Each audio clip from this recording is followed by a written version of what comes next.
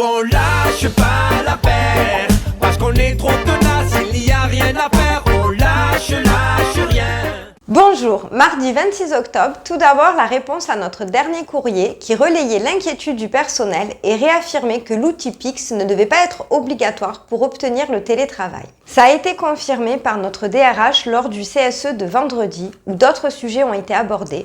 On vous fera un petit compte-rendu très prochainement. Concernant notre mouvement de grève, on vous avait parlé la semaine dernière du peu de crédit qu'on accordait aux chiffres remontés par la direction. On avait raison puisque d'une semaine à l'autre, avec un peu de pression, les chiffres ont doublé. Comme quoi. Donc d'habitude, sur des grèves en one-shot, les chiffres sont plutôt fiables. Donc ça montre que le mouvement de grève reconductible gêne considérablement la direction. Et qu'on est aussi peut-être sur la bonne voie pour gagner sur nos salaires. On profite un peu des vacances scolaires pour continuer à s'organiser, car les remontées du terrain sont plutôt bonnes. Alors, quelques chiffres. Vendredi dernier, il y a eu 60% de grévistes à Marignane, 45% à Salon, plus de 50% à la PFE et aussi de nombreux accueils étaient fermés. Alors, n'attendez pas, faites-nous remonter les taux de grévistes dans vos services.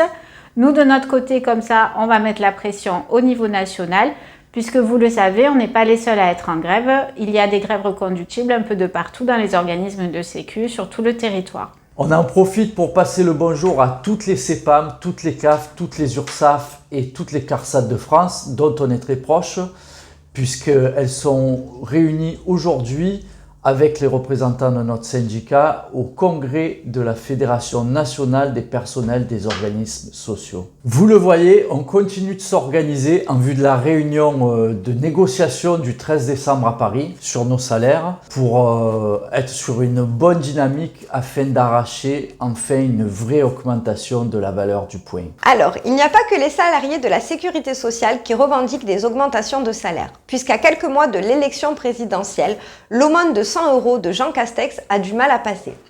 Les premiers de corvée sont mobilisés dans tout le pays avec la première grève chez Decathlon, mais aussi des actions chez La Berry et bien d'autres entreprises.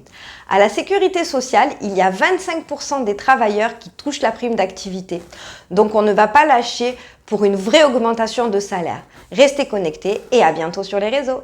Nous on lâche pas l'affaire, parce qu'on est trop tenace.